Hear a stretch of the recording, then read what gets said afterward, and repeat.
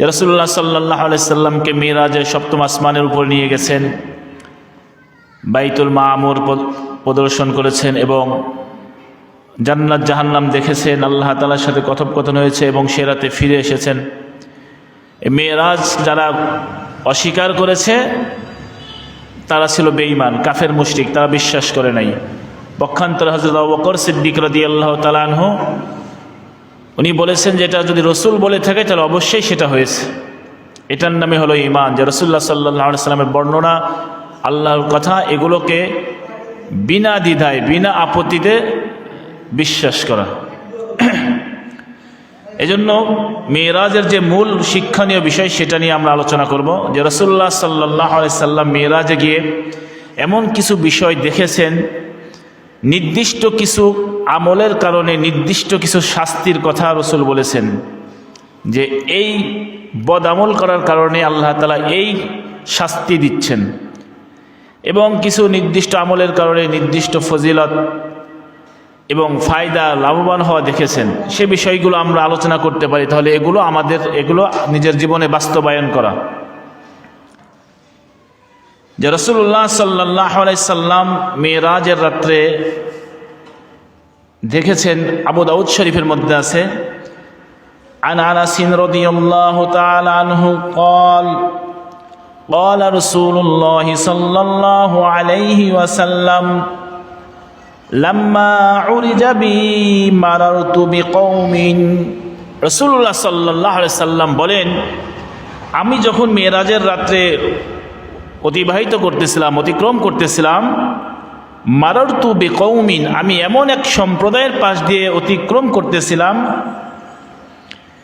লাহুম আজফারুম মিন নুহাস, যাদের আঙ্গুলের নখগুলো ছিল তামার, হাতের নখগুলো ছিল তামার, ইয়াখমাশুনা উজুহাহুম ওয়া সুদুরহুম। রাসূল বলেন, তারা এই তামার নখ দিয়ে তাদের মুখমণ্ডলে এরকম আশ্রাত ছিল, ছিঁড়ে ফেলতেছিল, মুখমণ্ডল এবং বুক এই তামার নখ দিয়ে ছিঁড়ে ফেলতেছিল।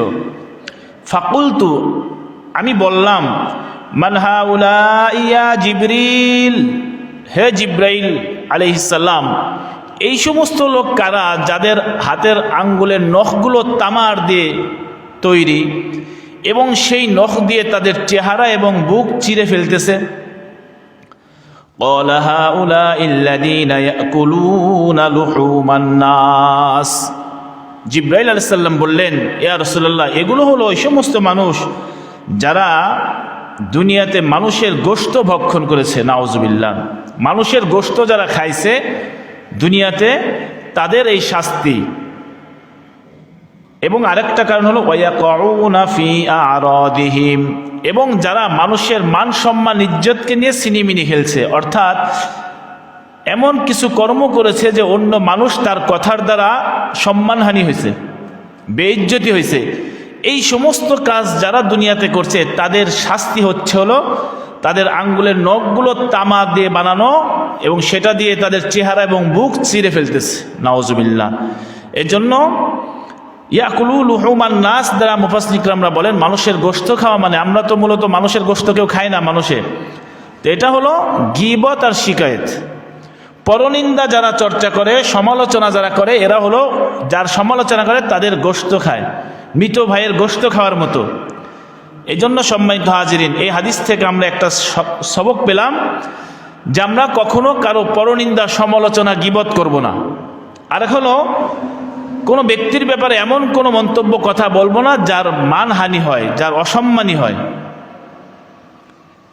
এরপরে তিরমিজি শরীফের মধ্যে একটি হাদিস আছে, রাসূল বলেন, ক্বালা রাসূলুল্লাহি সাল্লাল্লাহু আলাইহি ওয়াসাল্লাম লাকিতু ইব্রাহিমা লাইলাতান উসরিয়া বিহি।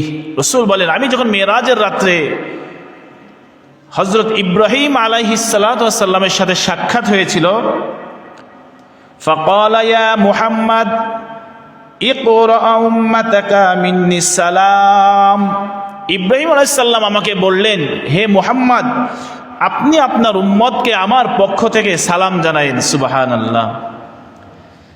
আখবিরহুম বিআন্নাল জান্নাতা তাইয়্যিবাতুন তুরবাতুহু ওয়া উযবাতুল মা। এবং ইব্রাহিম আলাইহিস সালাম বললেন, নিশ্চয়ই জান্নাত হলো, তার মাটি হলো পবিত্র, জান্নাতের মাটি পবিত্র। ওয়া উযবাতুল মা, এবং জান্নাত হলো মিষ্ট পানীয়, জান্নাতের মধ্যে মিষ্টি পানি আছে এবং তার মাটিগুলো মরুভূমির মতো, পাতা গাছগাছালি বিহীন মরুভূমির মতো পবিত্র মাটি। ওয়া ইন্নাহা কিয়ান, মানে সেটায় গাছগাছালি পাতা লতা নেই। ওয়া ইন্না গরাসাহা, যদি কেউ সেই উর্বর ভূমিতে গাছ রোপণ করতে চায়, গাছ লাগাতে চায়, তাহলে তারা যেন বলে সুবহানাল্লাহি ওয়ালহামদুলিল্লাহি ওয়ালা ইলাহা ইল্লাল্লাহু আল্লাহু আকবার ওয়ালা হাওলা ওয়ালা কুওয়াতা ইল্লা বিল্লাহ। এটা একটা জিকির, বলে এই জিকির যে যত বেশি করবে জান্নাতের মধ্যে বৃক্ষ গাছ তার বেশি জন্মাবে। সুবহানাল্লাহ। সম্মানিত হাজিরিন, এটাও রাসূলুল্লাহ সাল্লাল্লাহু আলাইহি সাল্লাম মিরাজের থেকে পেয়েছেন। তাহলে আমরা এখান থেকে শিক্ষা পেলাম যে সুবহানাল্লাহি ওয়ালহামদুলিল্লাহি ওয়ালা ইলাহা ইল্লাল্লাহু আল্লাহু আকবার ওয়ালা হাওলা ওয়ালা কুওয়াতা ইল্লা বিল্লাহ, এই জিকিরটা বেশি বেশি করা। অনেক সময় মসজিদে এসে বসে থাকি বা রাস্তা দিয়ে হাঁটতেছি, মুখ বন্ধ করে হাঁটতেছি, ওই সময় এই জিকিরগুলো করা যেতে পারে। এবং তিরমিজি শরীফ এবং ইবনে মাজার মধ্যে আছে, ইবনে মাজার মধ্যে আছে যে আন আবি হুরায়রা রাদিয়াল্লাহু তাআলা আনহু قال قال رسول الله صلى الله عليه وسلم أتيت ليلة أسري بي على قوم। রাসূল বলেন, আমি মিরাজের রাত্রে এমন সম্প্রদায়ের কাছ দিয়ে অতিক্রম করতেছিলাম, আসলাম, বুতুনুহুম কাল বুয়ুত, যাদের পেটগুলো ছিল বড় বড় বিল্ডিং, দালান কোঠার মতো বড় বড়। ফিহাল হাইয়াত তারা মিন খারিজি বুতুনিহিম, এবং ওই পেটের মধ্যে অজগর সাপ, বড় বড় বিষাক্ত সাপ ঘোরাফেরা করতেছে, আর সেগুলো তার পেটের বাইরে থেকে দেখা যাচ্ছে।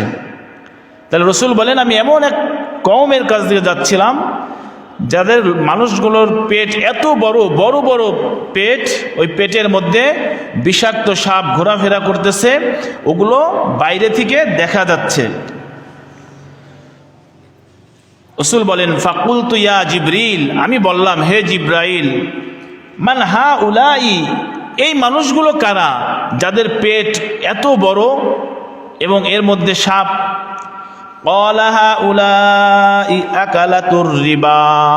রাসূল জিবরাইল আলাইহিস সালাম বললেন, এগুলো হলো দুনিয়ার ওই সমস্ত মানুষ যারা সুদখোর ছিল।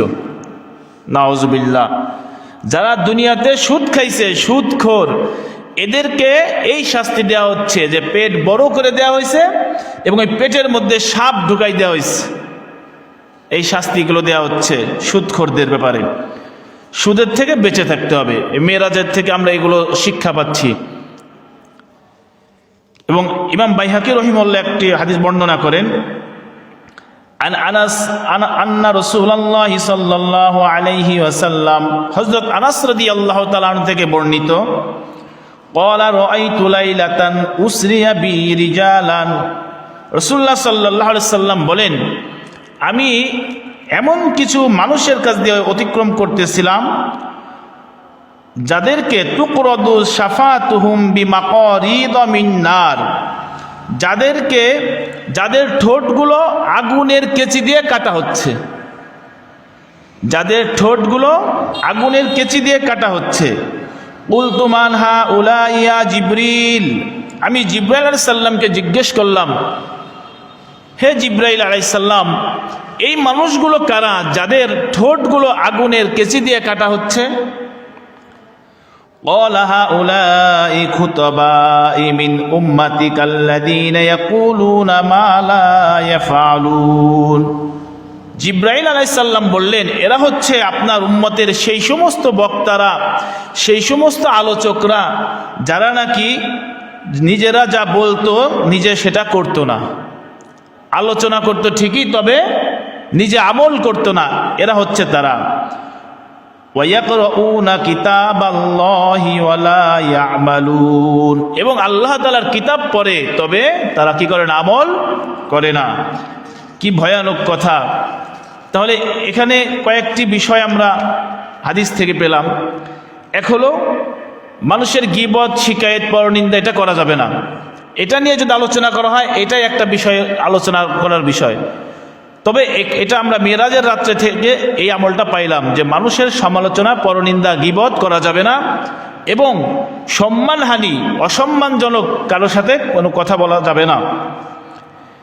দ্বিতীয়ত হলো আমরা পেলাম এমন একটি জিকির শিখিয়ে দিলেন ইব্রাহিম আলাইহিস সালাম, যে জিকির করলে আল্লাহ তাআলা জান্নাতের মধ্যে তার জন্য বৃক্ষরোপণ করবেন।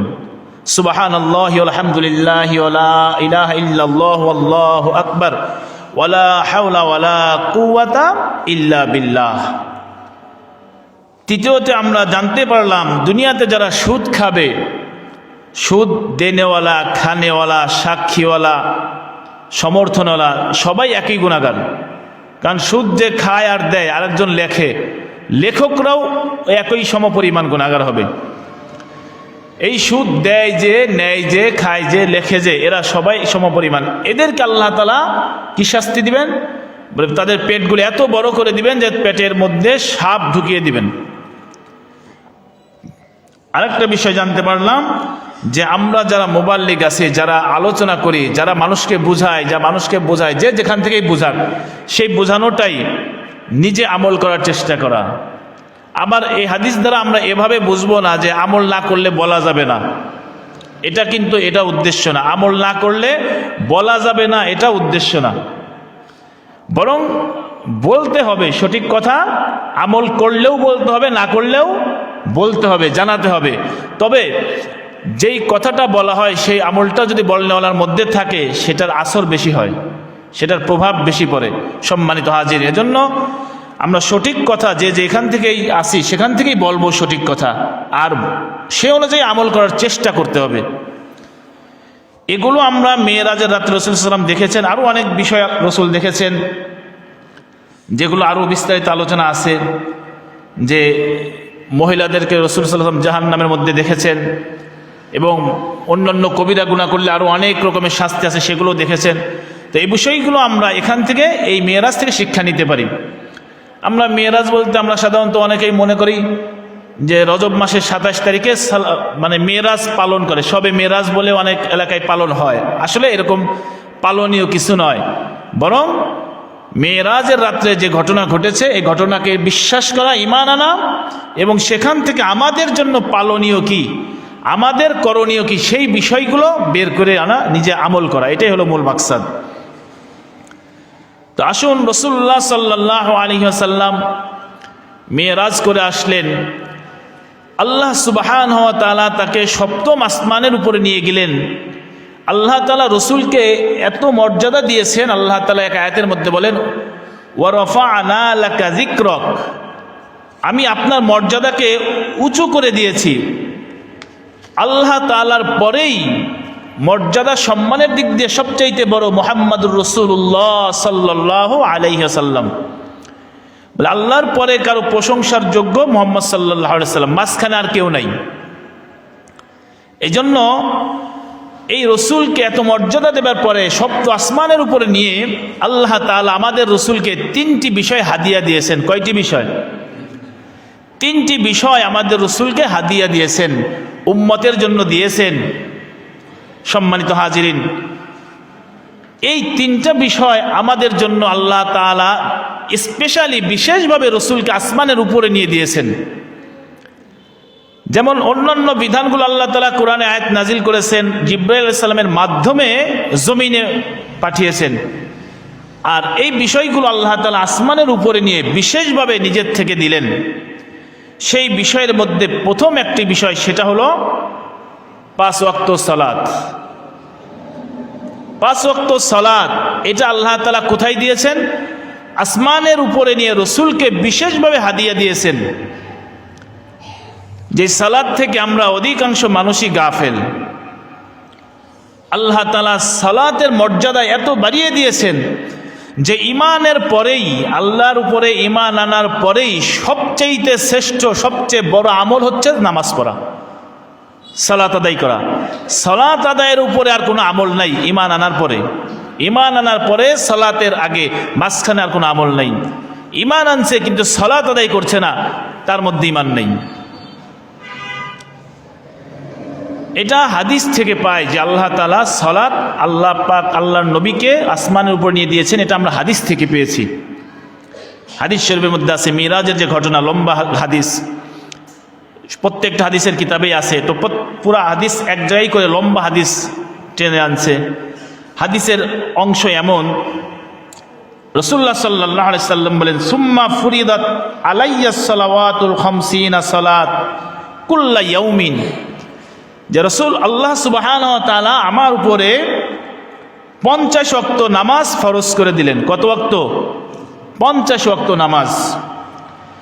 ফারাজাতু মারারতু আলা মূসা, রাসূলুল্লাহ সাল্লাল্লাহু আলাইহি সাল্লাম যখন আসছেন তখন মূসা আলাইহিস সালামের সাথে সাক্ষাৎ হলেন। তো মূসা আলাইহিস সালাম তাকে বললেন, ফাকালা বিমা উমিরতা, হে নবী কি খবর, বা আপনাকে কি আদেশ করা হলো, আপনাকে কি দেয়া হলো? কুলতু উমিরতু বিখামসিনা সালাতান কুল্লা ইয়াউমিন, রাসূল বলেন প্রতিদিন আমার উপরে 50 ওয়াক্ত নামাজ ফরজ করা হয়েছে। ক্বালা ইন্না উম্মাতাকা লা তাসতাতিউ খামসিনা সালাতান কুল্লা ইয়াউম, হযরত মূসা আলাইহিস সালাম বলেন নিশ্চয়ই আপনার উম্মত এই 50 ওয়াক্ত নামাজ আদায় করতে খুব কষ্ট হবে। কি বলেন, কষ্ট হবে না? 5 ওয়াক্ত সালাত আদায় করতেই তো আমরা ঠিক মতো পারতেছি না, 1 ওয়াক্ত থাকলে আর 1 ওয়াক্ত হয় না, 50 ওয়াক্ত নামাজ কঠিন হয়ে যাবে। মূসা আলাইহিস সালাম বললেন কাকে? রাসূলুল্লাহ সাল্লাল্লাহু আলাইহি সাল্লামকে। ওয়া ইন্নী ওয়াল্লাহি ক্বাদ জাররাবতুন নাসা ক্বাবলাক, হে নবী নিশ্চয়ই আমি মানুষের ব্যাপারে, দ্বীনি দাওয়াতের ব্যাপারে আমার অভিজ্ঞতা আগের থেকেই আছে, আপনার পূর্বেই আমার অভিজ্ঞতা আছে। ওয়ালাজতু বানি ইসরাঈল আশাদ্দাল মুআলাজাহ, বানি ইসরাঈলকে আমি অনেক নসিহত করেছি, অনেক বুঝিয়েছি, কিন্তু তারা 3 ওয়াক্ত নামাজ তাই ঠিক মতো আদায় করে নাই, সকাল দুপুর রাত, তাই তারা ঠিকভাবে আদায় করে নাই। আপনার উম্মতের জন্য 50 ওয়াক্ত কঠিন হয়ে যাবে। ফারজি ইলা রাব্বিকা ফাসালহু তাখফিফ, সুতরাং আপনি আপনার রবের নিকট আবার যান, ফাসালহু তাখফিফ, তার কাছে আবেদন করেন যেন আপনার উম্মতের জন্য সহজ হয়। ফারাজাতু ফাওয়াদা আন্নী 10, আমি আবার গেলাম, যাবার পর আল্লাহ তাআলা 10 ওয়াক্ত সালাত কমিয়ে দিলেন। কত হলো? 40। ফারাজাতু ইলা মূসা ফাকালা মিসলাহ, এরপর আমি আবার আসছি, আমার মূসা আলাইহিস সালামের সাথে সাক্ষাৎ, তিনি ঠিক আগের মতোই বললেন এটাও পারবে না, আরেকটু কমিয়ে নেন। ফারাজাতু ফাওয়াদা আন্নী 10, আল্লাহ তাআলা আরো 10 ওয়াক্ত কমিয়ে দিলেন। ফারাজাতু ইলা মূসা ফাকালা মিসলাহ, আমি আবার মূসা আলাইহিস সালামের কাছ দিকে আসতেছি, তিনি আবারও একই কথা বললেন, আপনি যান আর একটু কমিয়ে নেন। ফারাজাতু ফাওয়াদা আন্নী 10, আল্লাহ তাআলা আরো 10 ওয়াক্ত কমিয়ে দিলেন। ফারাজাতু ইলা মূসা ফাকালা মিসলাহ, এরপর আবার মূসা আলাইহিস সালামের সাথে সাক্ষাৎ হলো এবং মূসা আলাইহিস সালাম বললেন যান আরেকটু কমিয়ে আনেন। ফারাজাতু ফাওয়াদা আন্নী 10, রাসূল বললেন আমি আবার গেলাম, আবার 10 ওয়াক্ত কমিয়ে দিল। ফাউমিরতু বি10 সালাওয়াত কুল্লা ইয়াউমিন, এরপর 10 ওয়াক্ত সালাত রাখলেন প্রতিদিন। ফারাজাতু ইলা মূসা ফাকালা মিসলাহ, বললেন আবার মূসা আলাইহিস সালামের সাথে সাক্ষাৎ হলো, আর মূসা আলাইহিস সালাম সেভাবে আবারও বললেন। ফারাজাতু ফাউমিরতু বি5 সালাওয়াত কুল্লা ইয়াউমিন, এরপরে আল্লাহ তাআলা আমাকে প্রতিদিন 5 ওয়াক্ত সালাত ফরজ করলেন। সুবহানাল্লাহ, তাই 50 ওয়াক্ত সালাত থেকে কমিয়ে 5 ওয়াক্ত করা হলো। ফারাজাতু ইলা মূসা ফাকালা বিমা উমিরতা। আবার আমি যখন মূসা আলাইহিস সালামের কাছে দিয়ে আসছি, মূসা আলাইহিস সালাম আমাকে বললেন, কি খবর, কি করা হলো? কুলতু উমিরতু বিখামসি সালাওয়াত কুল্লা ইয়াউমিন। রাসূল বললেন, আমার উপরে প্রতিদিন 5 ওয়াক্ত সালাত ফরজ করা হয়েছে। ক্বালা ইন্না উম্মাতাকা লা তাসতাতিউ খামসা সালাওয়াত কুল্লা ইয়াউমিন। মূসা আলাইহিস সালাম আবারও বললেন, 5 ওয়াক্ত সালাতও আপনার উম্মত ঠিকমতো আদায় করতে পারবে না, আপনি আবার যান। ওয়া ইন্নী ক্বাদ জাররাবতুন নাসা ওয়া আলাজতু বানি ইসরাঈলা আশাদ্দাল মুআলাজাহ। কারণ আমার এই অভিজ্ঞতা আছে, আমি বানি ইসরাইলকে 3 ওয়াক্ত সালাতের উপদেশ দিতাম, তাও ঠিকমতো 3 ওয়াক্তই আদায় করতো না। ফারজি ইলা রব্বিকা, আপনি আবার আল্লাহর কাছে যান। ফাসালহু তাখফিফ লি উম্মাতিকা, আপনার উম্মতের সহজের জন্য আবেদন করেন। ক্বালা সাআলতু রব্বি, রাসূল বললেন, আমি অনেকবার গেছি আল্লাহর কাছে, অনেক আবেদন করেছি। হাত্তা আস্তাহয়াইতু, আমার শরম লাগতেছে, আমি আর যেতে পারবো না, এতবার যাওয়া যায় না।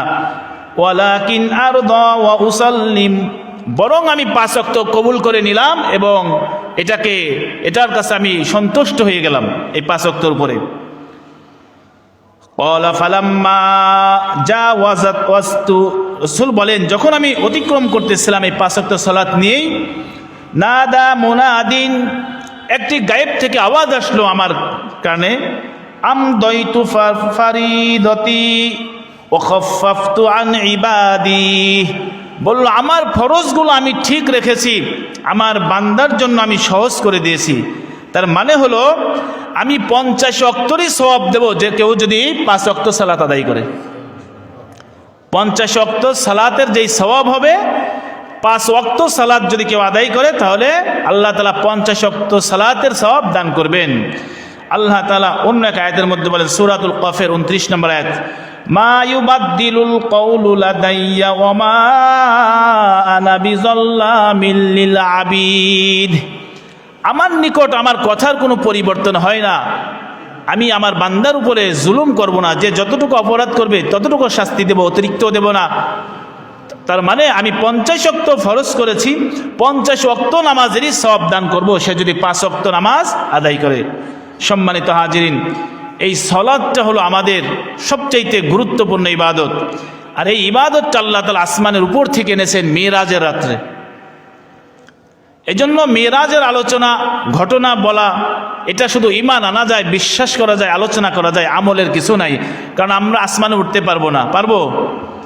আমাদের সিনাসা খাওয়ার ওই রকম সম্ভাবনা নাই, ওইভাবে আসমানে উঠবে আর আল্লাহর সাথে কথা বলবে, এভাবে সম্ভব না।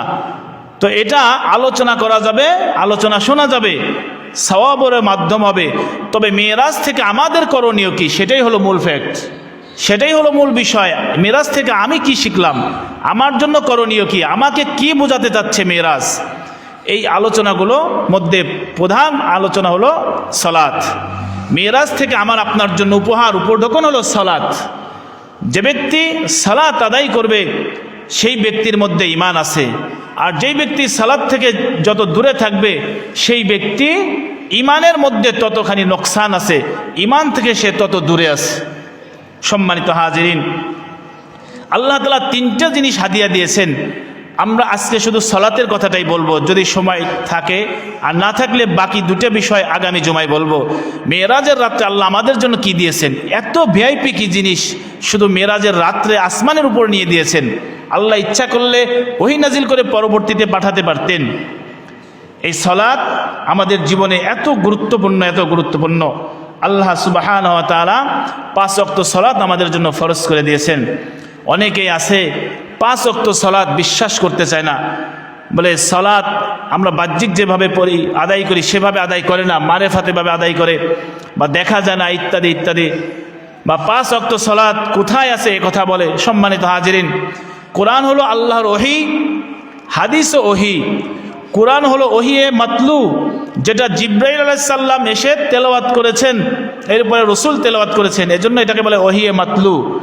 আর হাদিস হলো ওহিয়ে গায়রে মাতলু, জিব্রাইল এসে পাঠ করেন নাই, তবে আল্লাহ তাআলা রাসূলের মুখ দিয়ে বের করেছেন।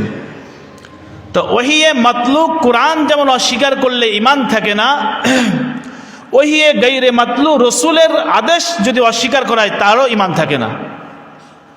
এজন্য 5 ওয়াক্ত যদি সরাসরি শাব্দিকভাবেও কোরআনে উল্লেখ না থাকে, পরোক্ষভাবে আয়াত দ্বারা আল্লাহ 5 ওয়াক্ত বোঝাচ্ছেন এরকম আয়াত আছে, কিন্তু রাসূলুল্লাহ সাল্লাল্লাহু আলাইহি সাল্লামের হাদিস থেকে আমরা 5 ওয়াক্ত সালাত পাই।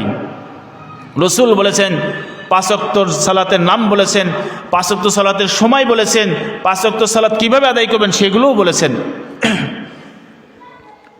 সূরা হুদের 114 নম্বর আয়াত আল্লাহ তাআলা বলেন, ওয়া আকিমিস সালাতা তারাফাইন নাহার ওয়া যুলাফাম মিনাল লাইল। আল্লাহ তাআলা বলেন, তোমরা দিনের 2 প্রান্তে সালাত আদায় করো, কায়েম করো, ওয়া যুলাফাম মিনাল লাইল, এবং রাতের একাংশে তোমরা সালাত আদায় করো। এই কোরআনের ব্যাখ্যা বুঝতে হবে সাহাবা ইকরামের ব্যাখ্যার মতো বোঝা লাগবে। এই কোরআন যদি আয়াত পড়ে নিজের মতো ব্যাখ্যা করা হয় তাহলে হবে নিজের মতো ব্যাখ্যা, এটা হবে রসুলের হাদিস মোতাবেক, সে জাহান্নামী হবে। বরং এই আয়াতের ব্যাখ্যা সাহাবা ইকরামরা কি বুঝেছিল, রসুল কি বুঝাইছিল, সেভাবেই আমাদেরও ব্যাখ্যা করা লাগবে। মুফাসসিরিন ইকরামরা বলেন এই আয়াতের ব্যাখ্যা হলো তরাফাইন নাহার, দিনের 2 প্রান্তে সালাত আদায় করো। উদ্দেশ্য হলো ফজরের সালাত আর আসরের সালাত। ফজরের সালাত হলো দিনের শুরু লগ্নে, আর আসরের সালাত হলো দিনের শেষ লগ্নে। তাহলে তরাফাইন নাহার মানে ফজর এবং আসর। ওয়াজুলাফাম মিনাল লাইল, আর রাতের একাংশে সালাত আদায় করো, সেটা হলো মাগরিব এবং ঈশা। তাহলে এই আয়াতের এক অংশ থেকে আমরা ফজর, আসর, মাগরিব, ঈশা এই 4 ওয়াক্ত নামাজ পড়লাম। আল্লাহ পাক বলেন এরপরের অংশ, ইন্নাল হাসানাতি ইউযহিবনাস সাইয়্যাত, নিশ্চয়ই নেক আমল ইউযহিবনাস সাইয়্যাত গুনাহকে দূরীভূত করে দেয়, গুনাহকে মিটিয়ে দেয়। সুবহানাল্লাহ। গুনার কাজ হয়ে গেলে সাথে সাথে একটা ভালো কাজ করবেন, তাহলে ওই গুনাহটা আল্লাহ তাআলা মাফ করে দিবে। এখন কথা হলো, গুনাহটা যদি কাবিরা গুনাহ হয়, বড় গুনাহ হয়, তাহলে কিন্তু নেক আমল দিয়ে মাফ হবে না। উদাহরণস্বরূপ মনে করেন সালাত আদায় করে নাই, হজ করেছে, তো হজ করার কারণে সালাত না পড়ার অপরাধ কিন্তু মাফ হবে না। কেন? সালাত আদায় না করা হচ্ছে কবিরা গুনাহ। কবিরা গুনাহ মাফ হওয়ার জন্য শর্ত হলো তাওবা করা, মানে অপরাধ স্বীকার করে আল্লাহ তাআলার সাথে প্রতিশ্রুতি, ওয়াদাবদ্ধ হওয়া, যার কোনোদিন আমি ছাড়বো না, এটাকে তওবা। কিন্তু এমনি ছোট ছোট গুনাহ যেগুলো আছে, এগুলো সালাত পড়লেই মাফ হয়ে যায়। আপনি ফজর থেকে জোহরের নামাজ পড়বেন, এর মাঝখানে যে ছোট গুনাহগুলো হয়েছে অটোমেটিক মাফ হয়ে যাবে। এক জুমা থেকে আরেক জুমা অটোমেটিক সব গুনাহ মাফ হয়ে যাবে, শুধু কবিরা গুনাহ ছাড়া। তা কবিরা গুনাহ আমি বুঝবো কেমনে? কবিরা গুনাহ হলো, বলা হয় ওই সমস্ত অপরাধকে আল্লাহ তাআলা যেই আমল করার আদেশ করেছেন কোরআনে, সেটা আমল না করলে অপরাধের কথা উল্লেখ করেছেন, সেটা হলো কবিরা গুনাহ। যেমন সালাত আদায় করার আদেশ করেছেন কোরআনে, সালাত আদায় না করলে শাস্তির ভয় দেখিয়েছেন আল্লাহ, তাহলে সালাত ছেড়ে দেওয়া এটা হলো কবিরা গুনাহ। আবার যেই কাজ করতে আল্লাহ তাআলা নিষেধ করেছেন, করলে তার শাস্তির কথা বর্ণনা করেছেন, সেটা হলো কবিরা গুনাহ। যেমন জিনা করা অপরাধ আল্লাহ নিষেধ করেছেন, যদি কেউ করে তার শাস্তিরও বিধান আল্লাহ দিয়েছেন, এজন্য জিনা করলে কবিরা গুনাহ। তাহলে যেই আমলটার ব্যাপারে আল্লাহ করলে বা না করলে শাস্তির কথা উল্লেখ করেছেন, সেগুলো হয় কবিরা গুনাহ। জিনা করা, গালি দেওয়া, শিরিকি করা, হত্যা করা, কুফরি করা, এগুলো কবিরা গুনাহ। এগুলো সালাত দিয়ে, দান দিয়ে মাপ পাওয়া যাবে না। এগুলো মাপ পাইতে হলে ওই অন্যায় থেকে ফিরে আসতে হবে। এরপর আল্লাহ তাআলা বলেন, যালিকা যিকরা লিযাকিরিন, নিশ্চয়ই এটা উপদেশ গ্রহণকারীদের জন্য একটা নসিহা, উত্তম নসিহা। সম্মানিত হাজিরিন, এই সূরা হুদের 114 নম্বর আয়াতে 4 ওয়াক্ত নামাজের পরোক্ষভাবে ইঙ্গিত পেলাম। এরপর আসেন সূরা বানী ইসরাইলের 78 নম্বর আয়াত। মুফাসসিরিন ইকরামরা বলেন এই আয়াতের মধ্যে 5 ওয়াক্ত নামাজেরই বর্ণনা আছে। সূরা বানী ইসরাইলের 78 নম্বর আয়াত, আল্লাহ তাআলা বলেন, আকিমিস সালাতা লিদুলুকিশ শামসি ইলা গাসাকিল লাইল, তোমরা সালাত আদায় করো, কায়েম করো লিদুলুকিশ শামসি, সূর্য ঢলে যাবার থেকে নিয়ে ইলা গসাকিল লাইল, রাত পর্যন্ত। মুফাসসিরিন ইকরামরা বলেন শুধু আব্দুল্লাহ ইবনে মাসউদ সারা বাকি সমস্ত মুফাসসিরিন ইকরাম, অন্যান্য সাহাবা ইকরাম একমত, এই সূর্য ঢলে যাওয়া মানে এই যে দুপুরে যে সূর্য ঢলে যায় এটা উদ্দেশ্য। এই সূর্য ঢলে যাওয়ার থেকে শুরু করতে বলছেন আল্লাহ সালাত আদায় করতে, কোন পর্যন্ত? ইলা গসাকিল লাইল, রাত পর্যন্ত। বলুন তো এই যে কোরআনের যে আদেশ, এটা কি শুধু আমাদের এলাকার জন্য বা জেলার জন্য, বাংলাদেশের জন্য, না আসমানের নিচে সকলের জন্য? আসমানের নিচে সকলের জন্য।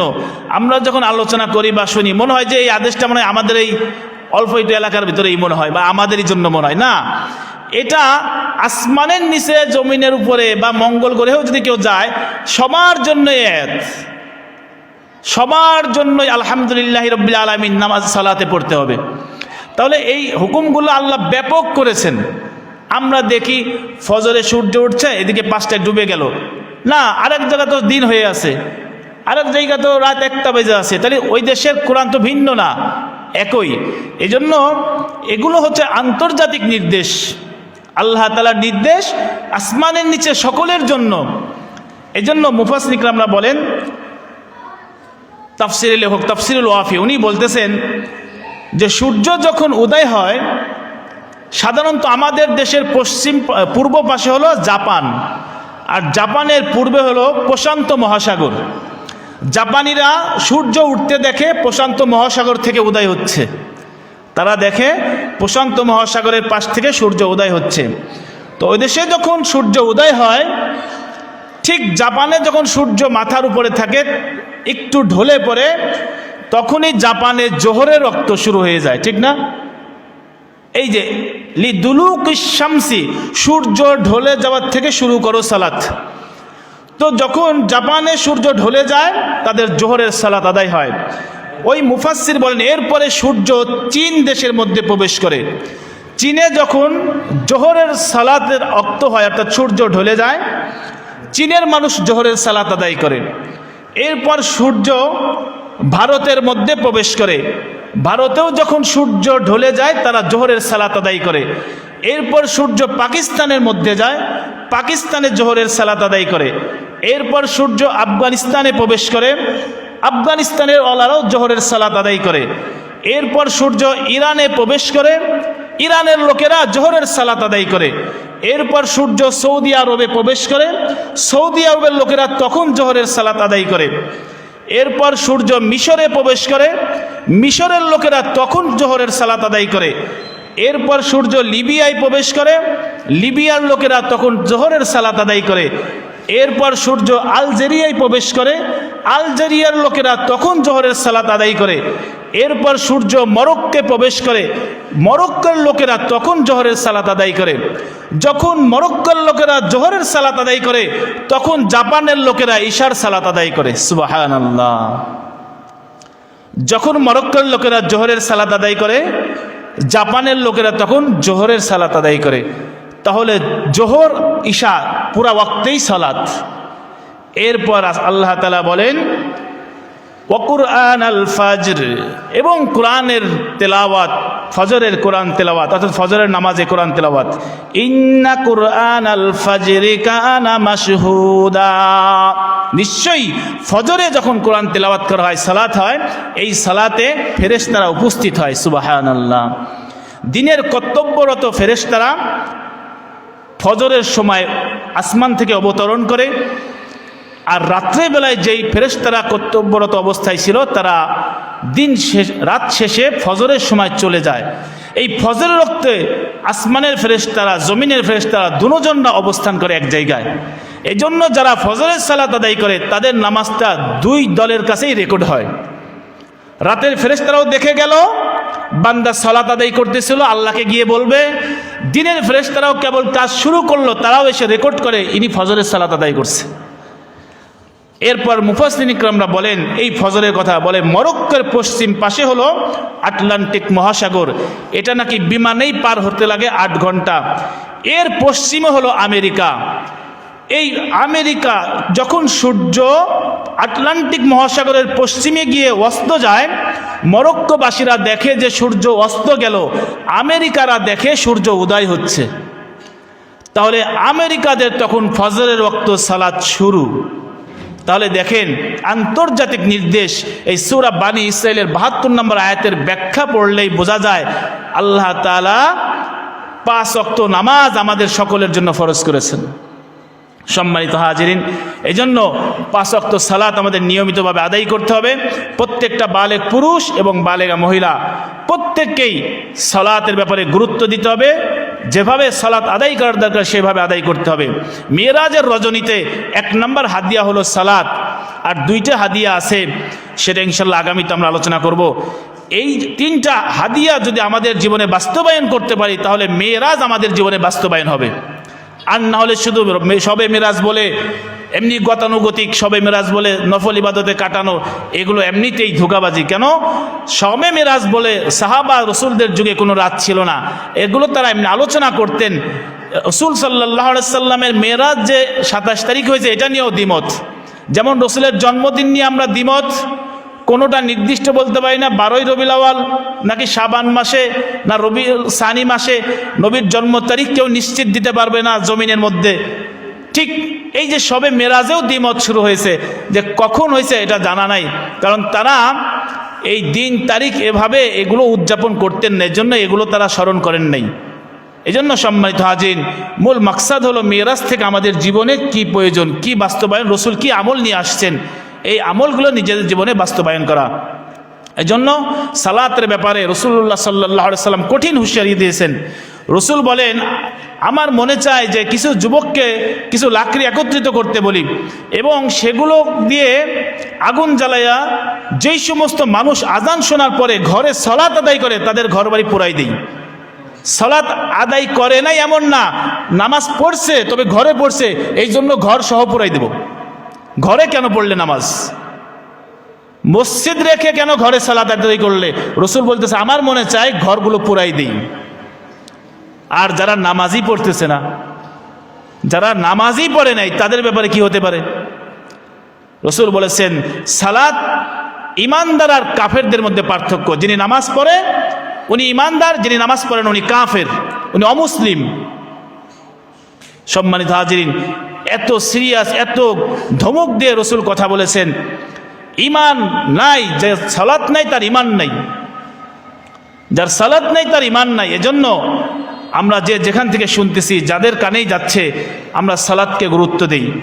এই মসজিদে না পড়ি আরেক মসজিদে পড়ি, যেখানেই পড়ি জামাতের সাথে পড়ার চেষ্টা করি। যেখানে যার সুযোগ হয়, যদি মাঠে ঘাটে কাজ করতে একান্ত প্রয়োজন হয়, এমন জায়গায় জামাতের কোনো ব্যবস্থা নাই, সেখানে সালাতের দাঁড়াই যাই, ওয়াক্ত মতো দাঁড়িয়ে যাই। ওয়াক্ত মতো সালাত আদায় করা ফরজ।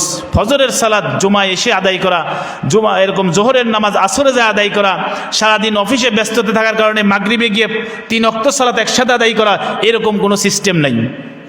সম্মানিত হাজির, আমাদের সকলকে ৫ ওয়াক্ত নামাজ জামাতের সাথে আদায় করার তৌফিক দান করুক। ওয়া আখিরু দাওয়ানা আলহামদুলিল্লাহি রাব্বিল আলামিন।